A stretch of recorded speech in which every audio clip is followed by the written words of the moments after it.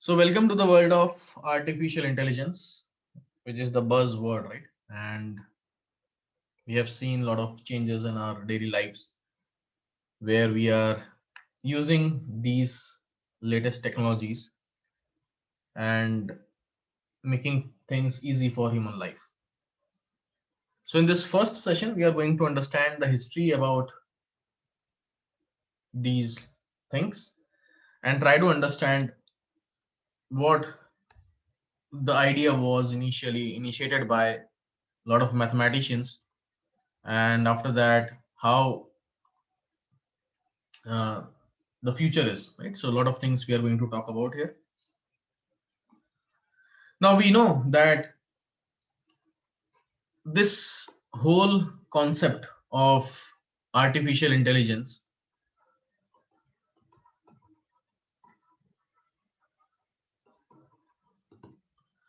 is impacting our lives and societies or businesses a lot, right?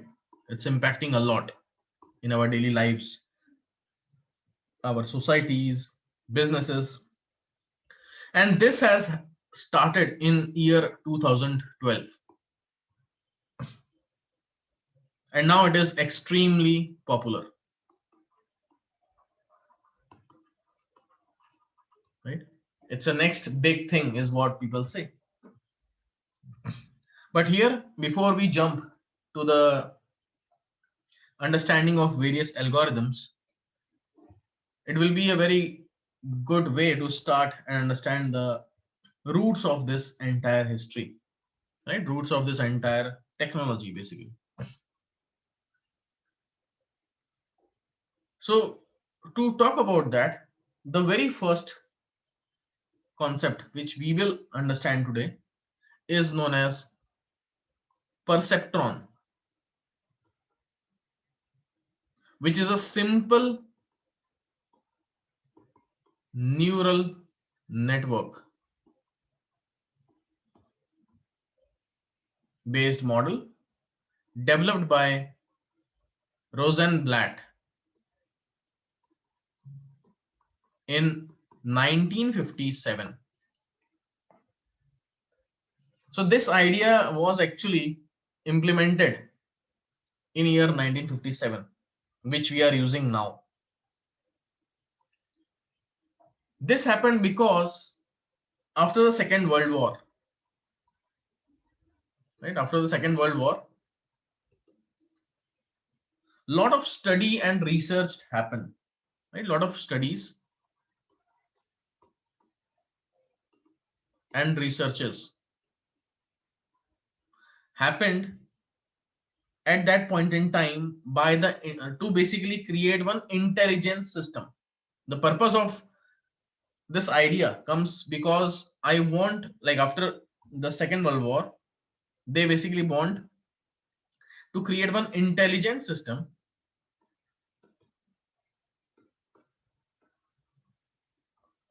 which will help me to convert Russian to English, right? Translating Russian to English after Second World War.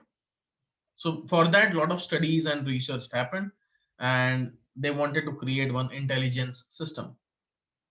Lot of mathematicians, lot of computer people like Alan Turing, the father of modern computing, basically father of modern computing,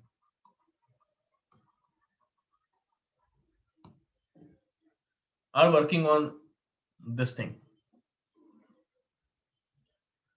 And the idea which came in their mind is from the human, or I can say the basically the inspiration of this neural network is actually from the biological inspiration. It's a biological inspiration.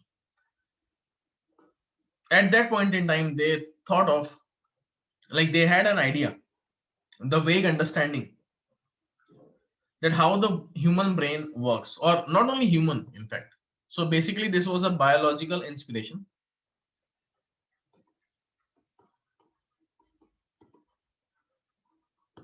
where not only human, maybe in monkeys, right? Elephants,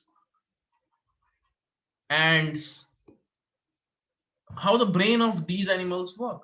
Obviously, human brain is the best as per the knowledge we have.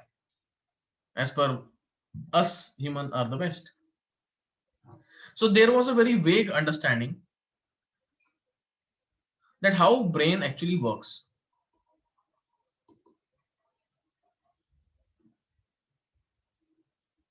With neuron as a basic building block.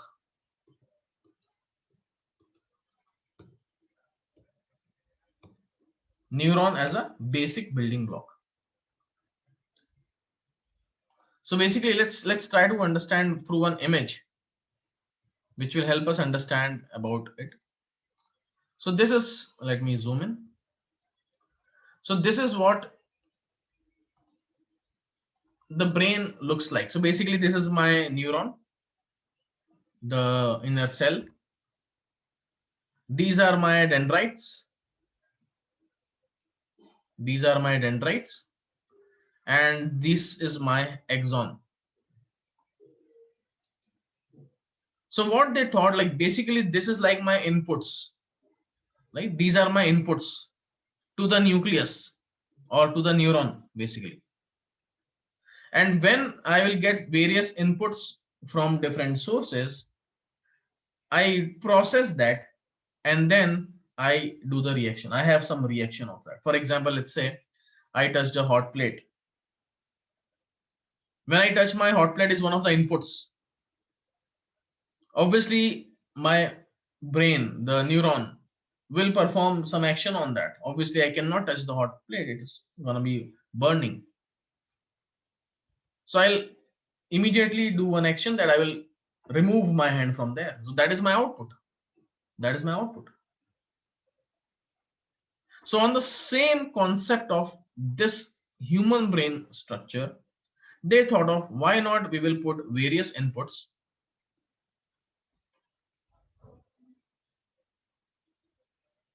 and then I will pass this input, do some sum out here, and on top of that I will apply some function and give the output.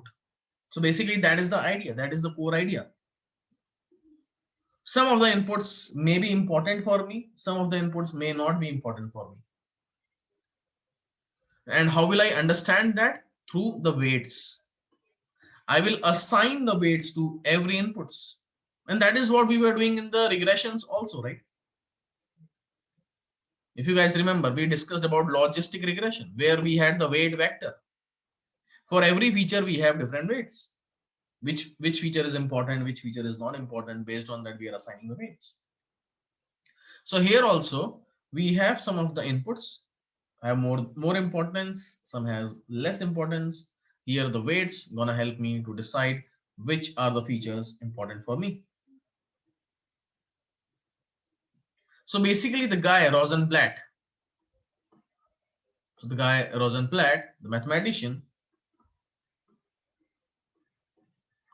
he created one simple model and he called it as simple model, called it as perceptron, which is inspired by or inspired from biology. Inspired from biology. Now, after that, they found out that basically, again, biology or biotechnology is also expanding at that point in time, and they found out that actually it's not only one neuron, there are many neurons. They found out that there are not only neuron, or neuron is not the only structure, there are many neurons present, and those neurons are internally connected. Something like this, let's say I have these neurons and it's internally connected, right? Neurons are internally connected and these are some of my inputs. So let's create it properly. So here I have some of my inputs. These are my neurons, and there are multiple neurons, and those are internally connected.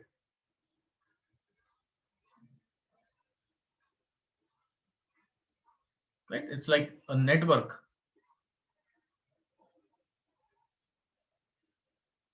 So basically they found out that neuron is not only structure, there are many neurons present and internally connected. Can we create something like that structure also? Can we create a structure which will have many neurons and connected with each other? That is the thought process. Can we create a network of neuron? Then comes the concept of neural network. Then comes the concept of neural network. The network of neuron interconnected. From 1960s, there were a lot of research happened. Like lot of research happened during this time. Lot of research.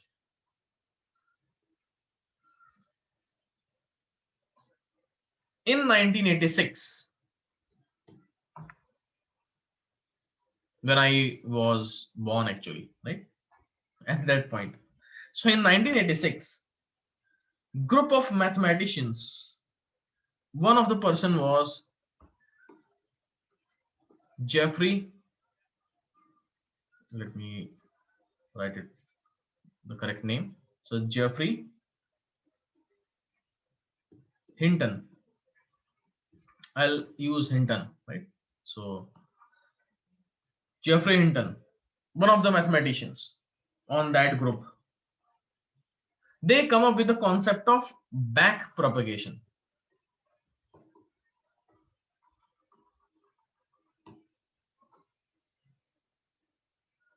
Which is nothing but literally a chain of, what do you say, the chain rule of differentiation.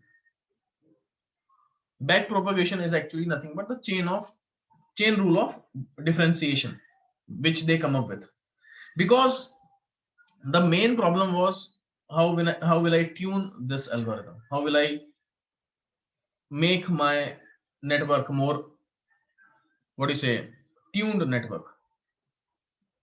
So they have come up with a concept of back propagation. Around 1980s,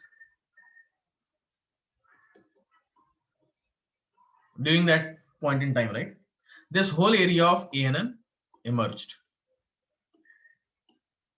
The whole area of artificial neural network emerged, and it's like a huge hype. What you are seeing this time, right, what you are seeing now, more than that it was there in 1980s. But unfortunately, what happened in 1996, this hype was reduced drastically. The reasons were computational power,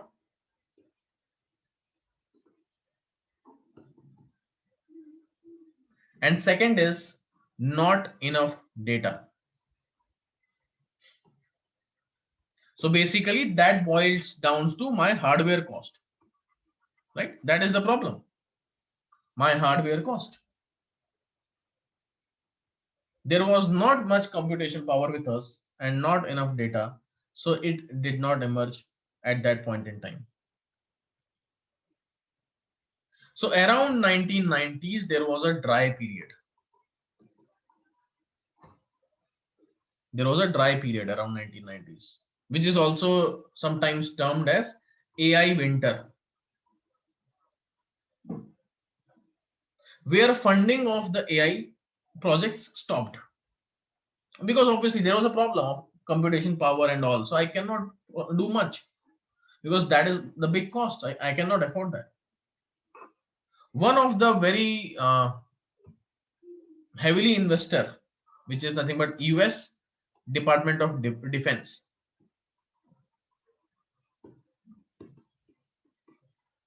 Right? US DOD basically. They were the biggest investor on this AI thing. They stopped the funding because they thought of that it's just the hype and cannot be moved further because of all these issues which they are facing. During that time, all these algorithms like support vector machine, random forest, decision tree, gradient boosting decision tree, all algorithms evolved during that dry period between 1995 and 2009. Everybody moved on with these algorithms. They are like, okay, this is what we can use. They moved on. But that guy, Hinton, he spent from 1986 till 2006 on artificial intelligence. That's why he is considered as one of the fathers of AIs. In 2006, he published one paper. He published one paper which helped understanding how backpropagation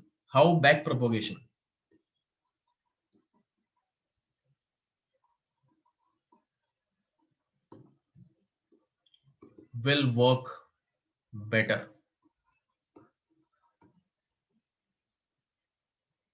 And with this paper, he made aware how can be the deep neural networks can be trained. Basically, the problem is on the training. How will I tune? How will I train the model?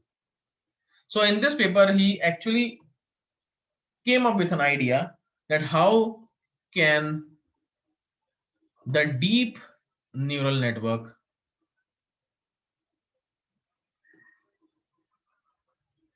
can be trained,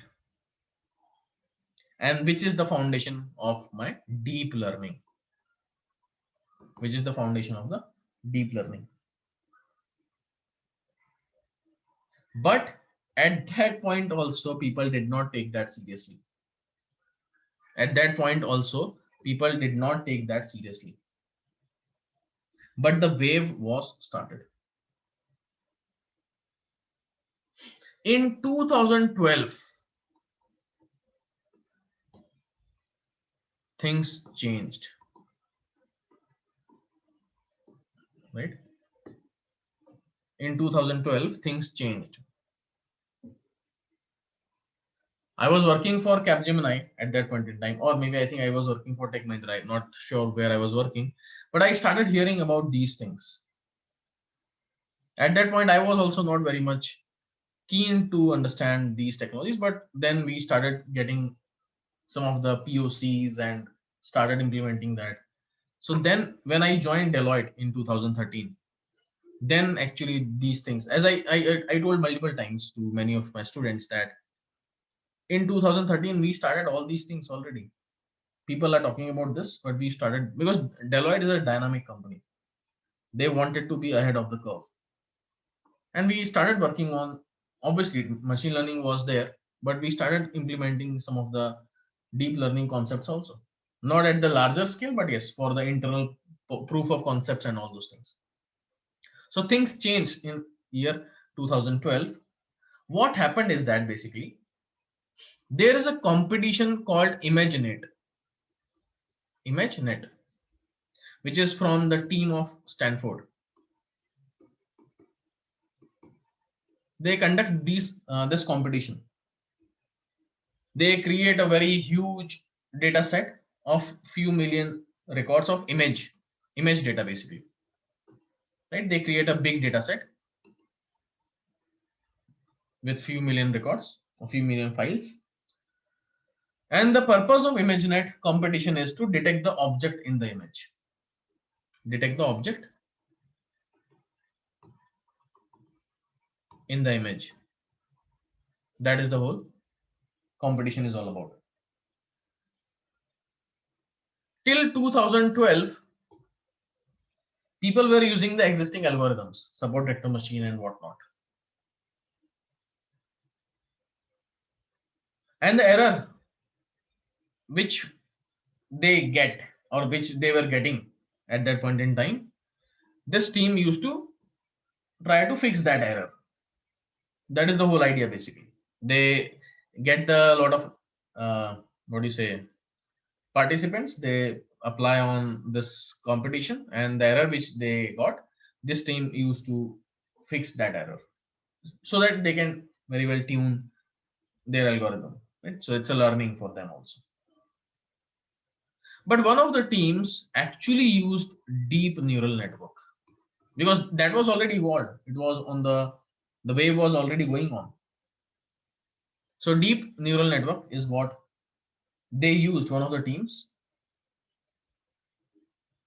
And obviously a lot of computation power, no doubt about that. A lot of computation power was required here, but the output which they got, there was a vast difference in the accuracy of the model. Deep neural network actually doing way better than the normal traditional algorithms with a huge margin. And at that point in time, companies like Google, Facebook, Apple, Microsoft, right, Amazon, all these companies spent a lot of money on these technologies. They already have the huge data. They already have the huge data. They already have the huge computation power.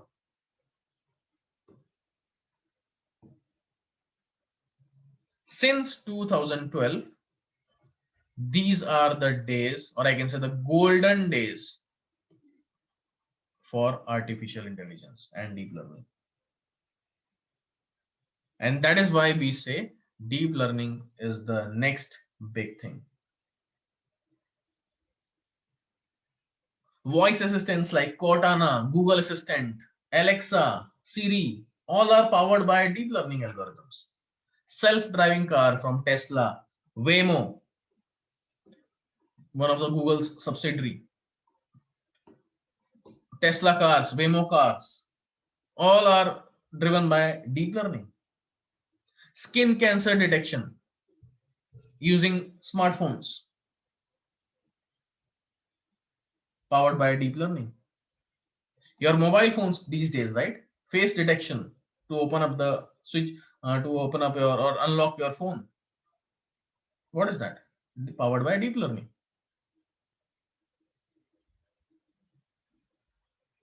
And now, why deep learning is coming into picture? So deep learning is coming into picture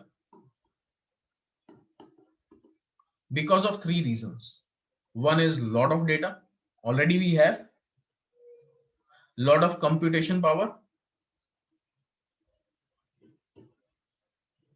and third is lot of new algorithms which we are going to study in our curriculum. Artificial neural network, convolutional neural network, recurrent neural network. Lot of algorithms coming into picture.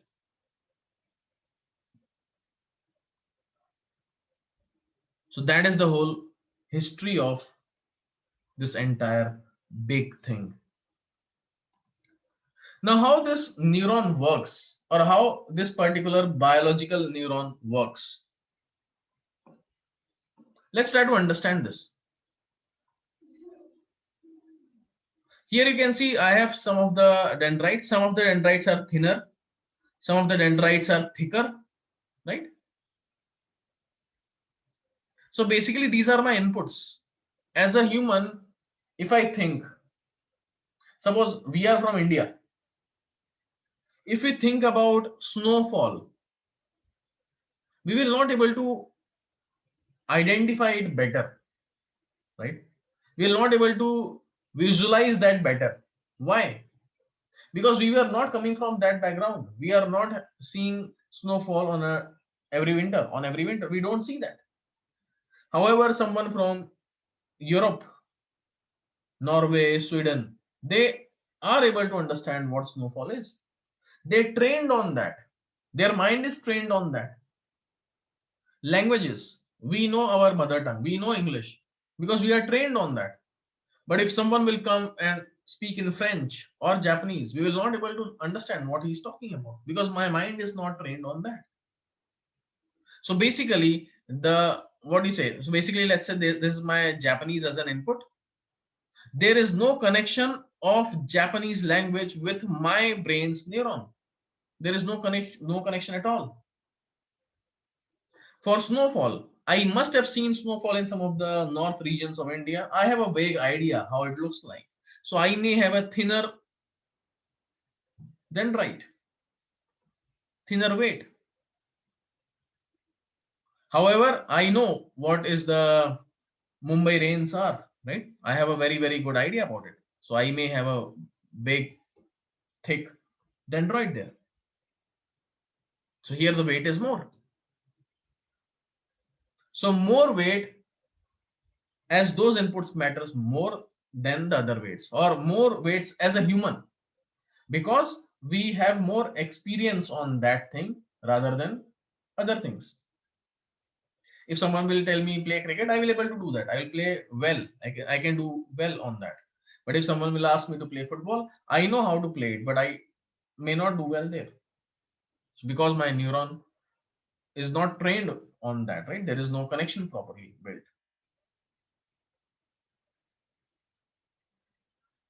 So basically here, what happens is that you are getting various inputs. Once you are getting various inputs, your neuron gets activated.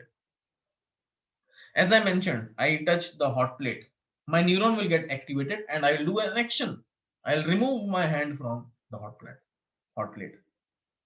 So basically my neuron got activated or fired.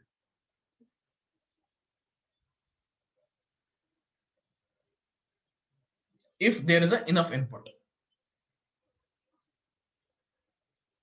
That is why this function is known as activation function, because it is activating the neuron. If I come to my artificial neural network, these are my inputs. Again, I'm summing up and then passing in the function. Do some processing there. That is known as activation function, which is nothing but, because see, this activation function gonna give me the output basically. So my output is nothing but function of summation of I is equal to 1 to n wixi. That is what it is, right? I have various xi's and various weights. I'm applying some function. If you recollect now, logistic regression, sigmoid function, right? We applied sigmoid function on this. So now you can able to relate how things are working.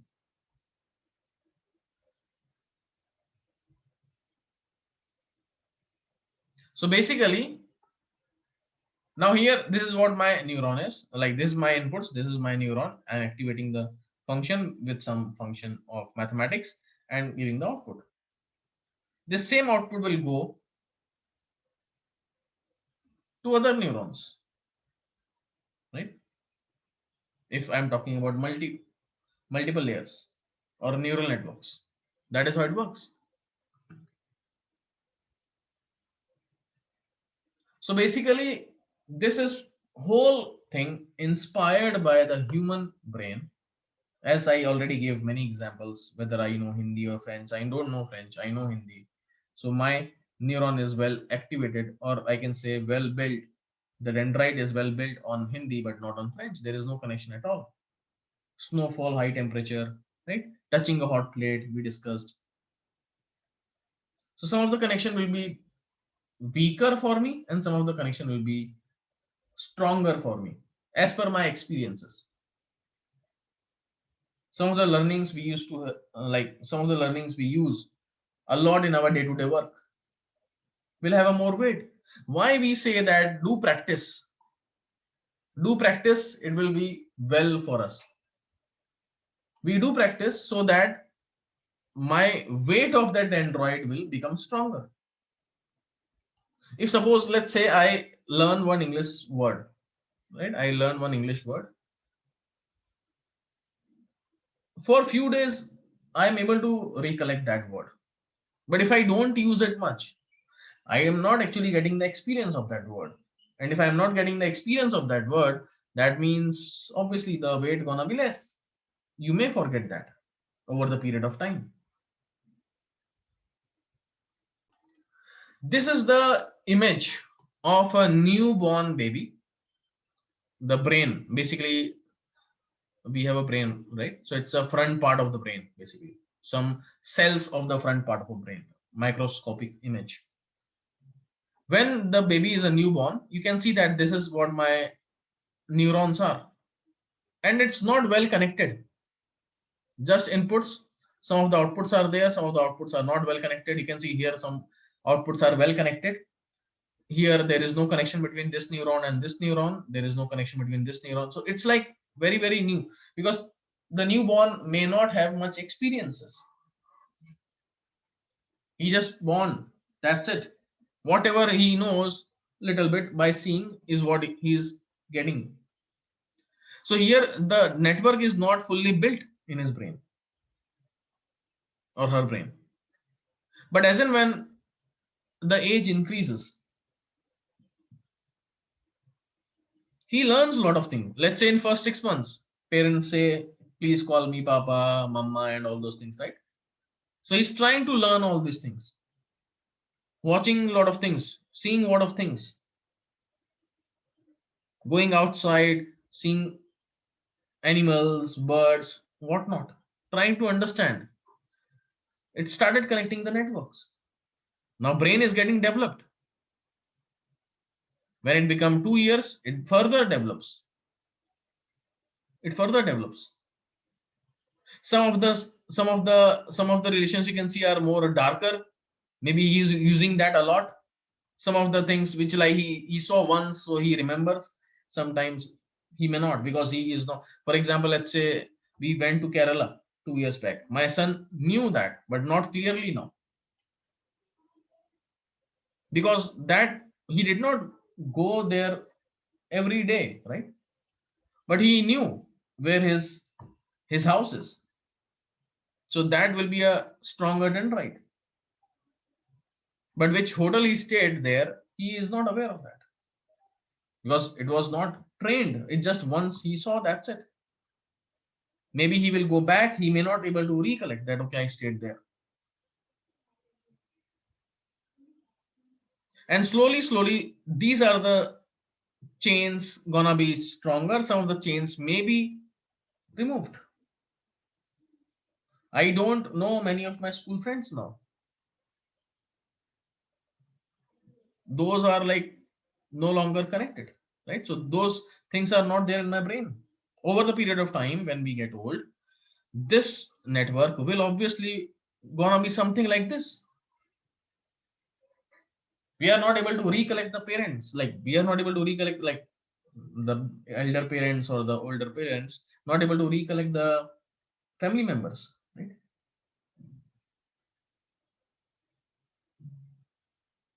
So that is again obviously not gonna think about the old part, but yeah, this is how it actually works. Let's enjoy that journey. So that is how it works. That is how brain learns. That is how our machine learns, also using artificial neural network.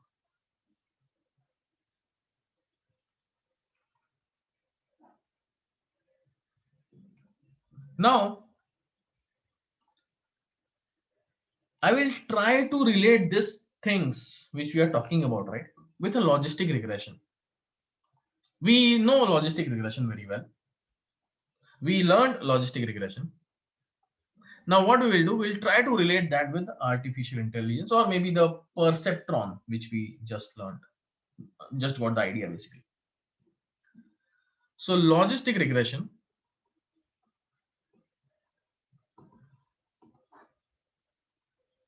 is basically what? It's nothing but a plane, right? A plane which we are creating, separating my positive points and the negative points. That is what logistic regression is all about. That is what we learned. There is a vector W. We had a detailed discussion about this using geometric intuition and probabilistic intuition, using the naive bayes and all those things. Right? We had a discussion about that. Now what we will do is we'll try to understand this logistic regression in neural network perspective.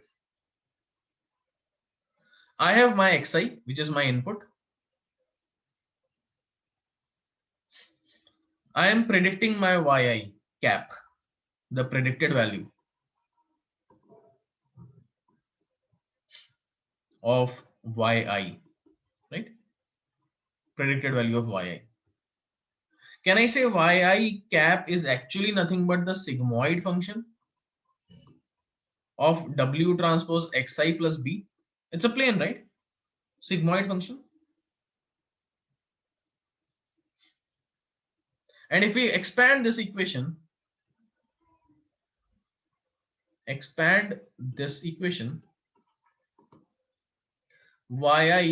cap is nothing but sigmoid of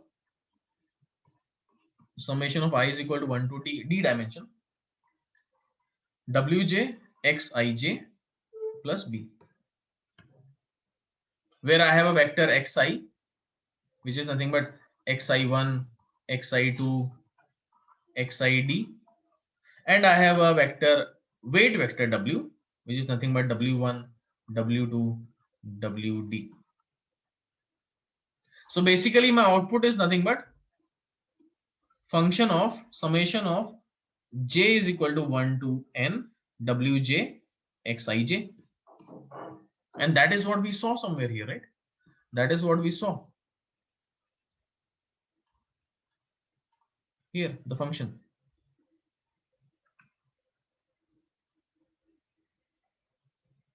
So basically we are applying something like, let's say I have an input signal, x1 is my input, x2 is my input signal, x3 is my input signal, xd is my input signal, and let's say maybe 1 is my input signal.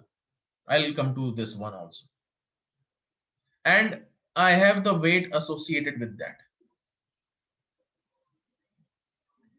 Here the weight is w1, here the weight is w2, here the weight is w3, here the weight is wd, here the weight is b, my intercept. I have the neuron, which is nothing but sigmoid function, sigmoid activation function, we can say, and I have a yi predicted, the output signal. And this is not what, but what? It's a simple neural network, right? The equation is something like yi hat is equal to function of w1 xi1 plus w2 xi2 plus dot dot dot wd xid plus 1 into b, which is actually nothing but yi cap f w transpose xi plus b. That is what my equation is. And how to train this? We already know stochastic gradient descent, which is helping me to train my model. And in machine learning, we did that. In the AI also, we will do this thing also. Like whatever we have learned there, we are going to apply here also. We'll see that in the future sessions as well. So this is about the logistic regression, which actually looks like a network, obviously with a one neuron only. And that neuron consists of a function, sigmoid function. Now let me come to perceptron,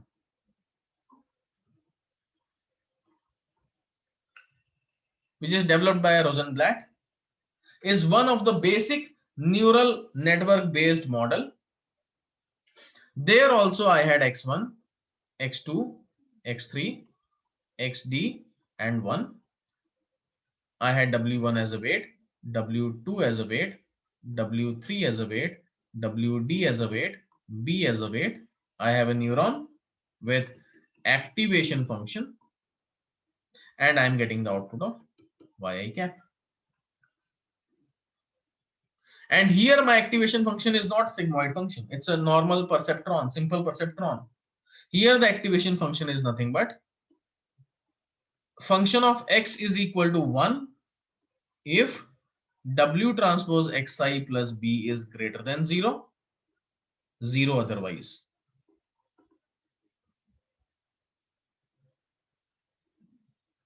W transpose xi plus b is greater than 0. So basically, if I think mathematically again, perceptron is basically nothing but a linear classifier. Perceptron, which was developed by the Rosenblatt, is actually a linear classifier where we are segregating the positive points and the negative points. The only difference between the perceptron and the what do you say, linear logistic regression is nothing but here I am using activation function as sigmoid. Here I have this activation function. If W transpose xi plus b is more than 0, make it 1, else 0. That is the only difference. Because at the end, what we are doing, I have a plane W, and if I say I have these points and I have these points, W transpose xi plus b is more than 0, then 1, else 0. And W transpose xi plus b more than 0 is what? This part.